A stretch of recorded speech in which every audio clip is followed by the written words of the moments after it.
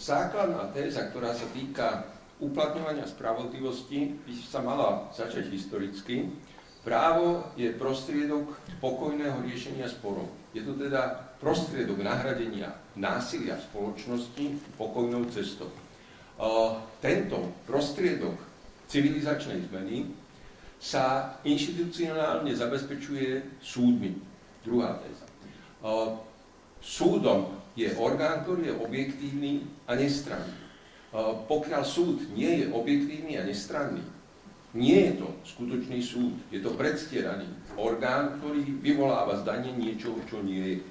Keď spojím tieto tri základné tézy, tak sa musím dostať k smutnému záveru. Súdy Slovenskej republiky sú orgánom, ktorý nás vytrháva z civilizácie a usmerňuje nás do barbarstva. To je samozrejme absolútne nepriateľný, nedostatočný stav, ktorý si vyžaduje nápravu. Skôr, ako sa začnú hľadať prostriedky nápravy, je dôležité identifikovať základné nedostatky. Podľa môjho názoru prvým je deficit základných práv a slobôd v uplatňovaní súdnej moci. Všeobecne známou skutočnosťou je, že súdy konajú so zbytočnými prieťami, že tie konania trvajú neuveriteľne dlho, pričom si myslím, že pri pohľade do štatistík je šokujúce, ako dlho skutočne konajú, pretože napríklad v štatistike, ktorú zverejnil Ústavný súd, sú celkom bežné prieťahy v konaní, ktoré trvajú viac ako 20 rokov. Slovenský rekord v tejto chvíli možno ešte je 29 rokov, ale nedá sa vylúčiť ani to, že už medzičasom došlo k dlhším prieťahom v konaní. Napriek tomu, zbytočné prieťahy v konaní nie sú hlavným nedostatkom slovenského súdnictva. Podľa môjho presvedčenia základným problémom je porušovanie základného práva na súdnu ochranu. K tomuto právu patrí spravodlivosť. Tá sa zachováva v pomenovaní rezortu, ale má ďaleko k realite. Pokiaľ ide o činnosť sudcov, veľmi často vstupujú do konaní alebo vystupujú v konaniach zaujatí sudcovia. Je možné, aby každý účastník konania vzniesol námietku zaujatosti sudcu, ale súdna prax je nastavená tak, že v skutočnosti uplatnenie námietky zaujatosti je celkom bezpredmetné. Vo väčšine prípadov alebo v absolútnej väčšine prípadov súdy rozhodujú takým spôsobom, že sudca zaujatý nie je. Pričom poznamenávam, že najpravdepodobnejším motívom zaujatosti bežného sudcu je korupcia. Takže keď hovoríme o necnosti súdnictva, ktorý sa spája so skorumpovanosťou, je absolútne nepochopiteľné, ak sa zároveň má za to, že sudca je a priori nezaujatý a je takmer vylúčené dokázať, že zaujatý je, pretože len veľmi nerozumný sudca sa bude správať spôsobom, z ktorého je očividné, že je naozaj zaujatý. Čiže prvý problém, porušovanie základných práv a slobôd. V rámci toho aj zbytočné prieťahy, ale určite nie na prvom mieste zbytočné prieťahy. Pokiaľ ide o porušovanie základného práva na súdnu ochranu, sprevádza sa s ňou aj svojvôľa v rozhodovaní. To sú všetko prvky jednej reťaze.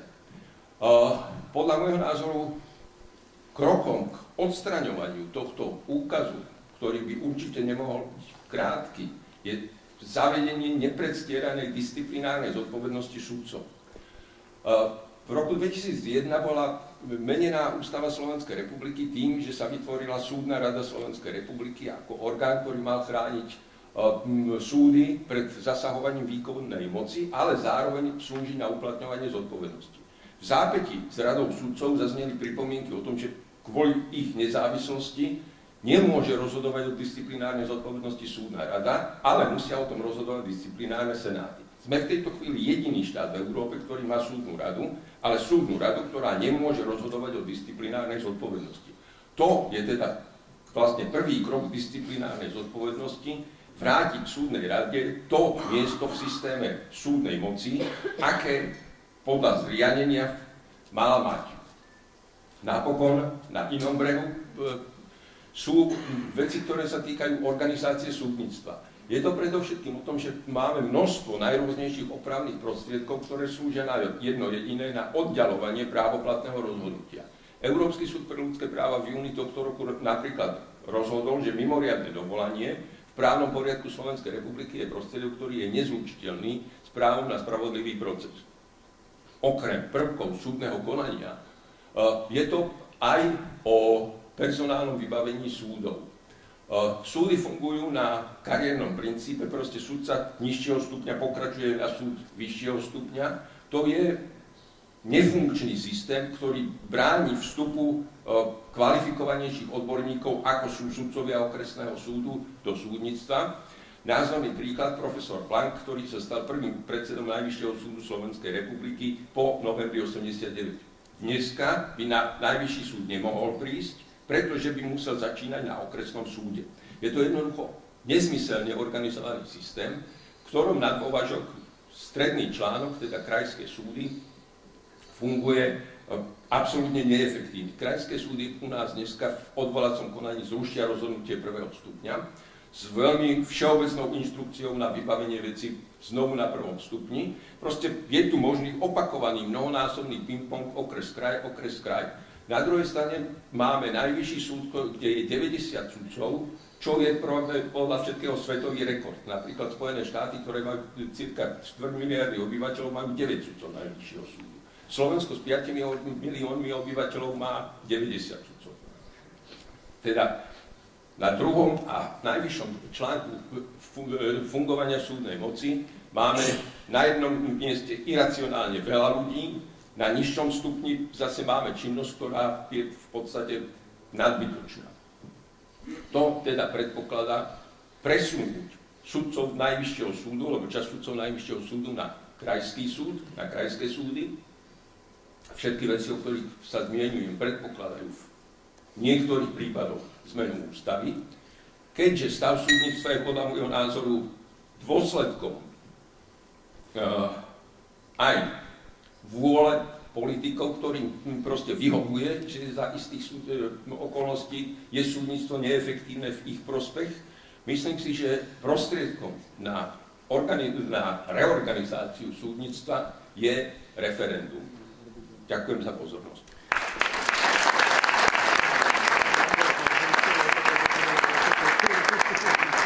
Tak ja v krátkosti načrtiem niektoré body z nášho programu, ktoré samozrejme budú len čiastkovými riešeniami, ale myslím si, že sú symptomatické pre to, ako my chceme pristupovať k tejto veci. Napríklad pokiaľ je o tie preťahy. My máme v programe také opatrenie, ktoré by viedlo k automatickému disciplinárnemu stíhaniu v každom prípade, kde by Ústavný súd alebo Európsky súd pre ľudské práva rozhodol, že došlo k prieťahom. To znamená, že to samotné disciplinárne stíhanie by nemuselo nevyhnutne viesť proti konkrétnemu sudcovi, ale to disciplinárne konanie by muselo zistiť, ktorý z tých sudcov v tom rade, tých sudcov, ktoré v tom rozhodnutí nesú zodpovednosť a museli byť povinne byť disciplinárne stíhaní. Napríklad teraz je taký zaujímavý prípad, istý policajt je trestne stíhaný a došlo k oddialeniu hlavného pojednávania preto, lebo advokát povedal, že mu nebolo doručené. To je typický príklad toho, že jednoducho štát sa nedostatočne stará o to, aby takým príťahom nedošlo. Budeme požadovať dátové schránky pre advokátov, to znamená, advokát musí mať vždy doručené, tak ako to funguje v Čechách, úplne bez debaty, nikto nedebatuje o tom, že advokát mal doručené. Ďalšia otázka je to, že ako sa k tomu chová advokátska komora. Advokáti, ktorí zjavne zneužívajú systém na to, aby oddialovali proces, tí musia byť problém pre advokátsku komoru. Vytvoríme tlak na advokátsku komoru. Neexistuje predsa to, že štát umožní nejakej skupine v nejakom povolaní určitú ochranu a ona to potom, tá skupina to bude zneužívať. Čiže tých opatrení je veľmi veľa a my sme rozhodnutí a v tom spočíva podstata toho, čo chceme urobiť. sme rozhodnutí ísť do dôsledkov pri ich uplatňovaní, keď k tomu dostaneme príležitosť. Ďalšia oblasť samozrejme napríklad je prokuratúra. To je nefunkčná, prokuratúra je organizácia na ochranu súčasného stavu. Každý vie, že trestné stíhanie tam, kde by malo byť u nás, v podstate neexistuje. Prokuratúru je nutné otvoriť, je to štátne zastupiteľstvo, musia podliehať v zásade exekutíve. To, že ústava tvrdí, že prokuratúra je samostatná, uzavretá organizácia, to je samozrejme sovietský model, ktorý musíme diametrálne zmeniť a musí byť politickou zodpovednosťou každej vlády to, že prokuratúra funguje tak, ako má.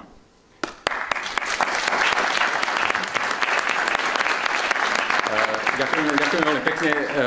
Toto je oblasť, ktorá je veľmi zložitá a preto, kto sa o to zaujíma, musí si pozrieť náš program, aby videl, čo všetko chceme urobiť preto, aby situácia u nás bola lepšia, ako je. Ďakujem pánovi docentovi Drgoncovi.